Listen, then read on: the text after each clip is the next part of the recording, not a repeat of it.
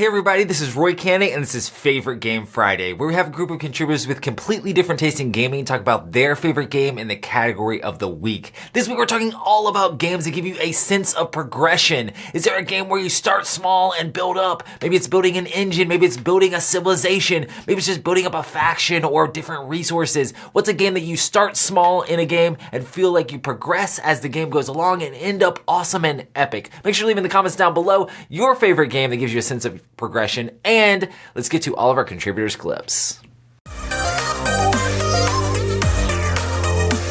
Hello everyone, I am Ed from Board Game Fever. And I'm Jessica.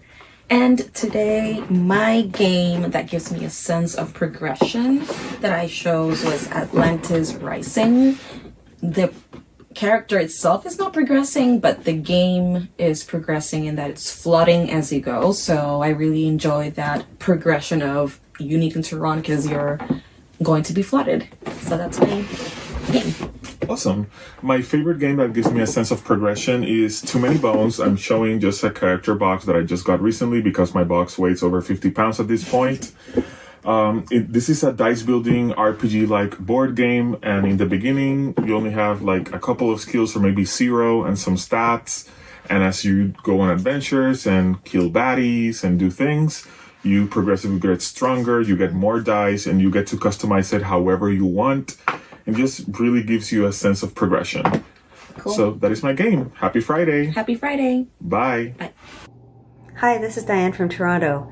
And my favorite game with a sense of progression would be Seven Wonders Duel. Reason being that there's lots of different ways to progress. You've got tableau building to build your civilization, and you definitely feel like that's growing. But then there's the sneaky types of progression where you can be progressing along the battle track or progressing in terms of the sciences and get a sneaky win when your opponent is least expecting it.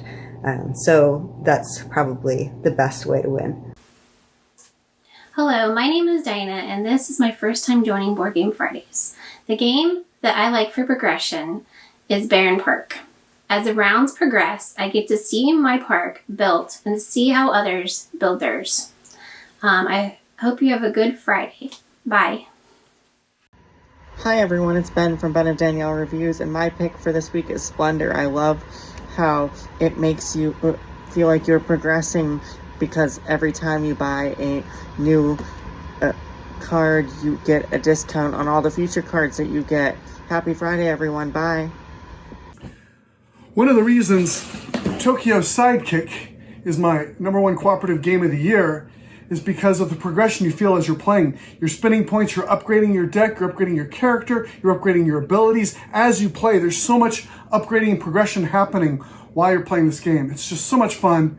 That's why I feel a real sense of progression when I play Tokyo Sidekick. I get the best sense of progression from games that let you build something as you play. My favorite right now is Space Station Phoenix. I love watching my space station expand from the central hub with all the unique abilities and special powers. Hey friends and gamers, it's Frenchie. Happy Friday. Hope you're well. So what's the game that gives Frenchie the best sense of progression? Well, it's Dark Ages. Dark Ages is a game where a lot of people think that it's too few resources and too slow. I think that leads to a great progression style game because you're grinding out over time. And so it rewards you for all those lean times, those lean turns at the beginning of the game to allow you with a bigger strategy as the game progresses. Really great game. Check it out. And that's my pick for this week, Dark Ages. Everyone, take care and play nice. For me, I'm gonna have to say it's Heroes of Land, Air, and Sea. I love building out all of my units on the board, gathering more resources, and building up my civilization as I get different buildings to unlock special abilities, and the fact that it has those cool 3D buildings that actually build up as you go up different capital levels just gives me an awesome sense of progression as I play Heroes of Land, Air, and Sea. Hi, I'm Joe from Dice of Wrath on YouTube, and the game that I like that shows great progression is Obsession. In this, you start out as a lowly family who barely has an estate, hardly any workers, and only your family likes to be around you. But by the end of it, you have an enormous estate, a staff that the queen would be jealous of, and the creme de la creme of society knocking down your door to be part of your events. Check it out. Happy Friday, everybody. I'm Libby, this is Julian, and we are Box Meeples. My selection this week is Dinosaur World. I love how all the tiles are put out and you kind of think that you've got to a point where your Jeep is going to be sort of maximising its tour, and then all of a sudden you move the welcome centre and you've got a whole new section of your park to explore, and it really feels like you can go and get those points. I'm choosing Pandemic. It could be a Pandemic Legacy as well. There's a point in this game where at some point the infection cubes stop coming out and you start removing them. That's when you feel like you're really making progress and there's some hope of saving humanity.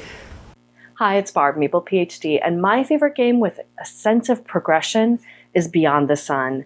This is a game where you are building up a tech tree with your competitors, giving you new ways to explore this exploration board, look at new exoplanet systems, colonize different planets, and build up your fleet of ships. And by the end of the game, you've got this beautiful array of actions that you can take, and it's just a lot of fun to watch it get built out. Happy Friday, everyone. Hello, my name is Chris with B5 Productions. And my pick for a game that features progression is The King's Dilemma. The King's Dilemma is a legacy game where every decision you make changes the story. So a decision you make in the first game could affect you way down the line in the 5th, 6th, or 7th game. I've really been enjoying seeing how that story has progressed based on my game group's decisions. And I can't wait to see how it finishes up when we finish the campaign. So that's my pick for a game that features progression. Happy Friday, everyone. I'm the winner and I'm back. Before I get to the topic at hand, I'd like to first congratulate Roy and his new fiancée on their engagement. I wish you guys all the best. Now, the topic for this Friday is the game that gives you the best feel of progression throughout the game. For that, I would have to give the title to Terraforming Mars. Now, you start off with an empty board and no cards in front of you, and by the end of the game, you have a tableau as far as your eyes can see, and the board is filled with trees and cities and oceans and everything. It's one of my favorite games ever, so I have to give the nod to Terraforming Mars. This has been another great Friday, and I hope everyone has a great week. And remember, keep playing and keep winning. Hi, I'm Josh from the YouTube channel Josh Yaks, and in Reiner Knizia's The Quest for El Dorado, players are not only progressively getting a better deck of cards through the act of deck building, but they're actually using those cards to physically progress along the board until they finally reach their goal and hopefully win the race in this very simple but very fun racing game. Hello everybody. I can say that I really adore the progression that site gives me. Almost every action chosen can make some improvements so that the next action can be better. Upgrade is simultaneously making some actions better while making other actions cheaper. Build action can unlock additional benefits after specific building is built, while Enlist open up bonuses that can activate on another player turn. Thank you for watching and see you next Friday. Hey, we're the Chasing Meeples podcast. When I think of game progression, I think of It's a Wonderful Kingdom. It has a great I split, you choose drafting method, and then you build projects, you develop your duchy, and then you really get the engine going. By the 4th round, you have the game arc, and you just sit back and wait for those end game points to roll in. That was good. I was on the edge of my seat. My game's Carcassonne.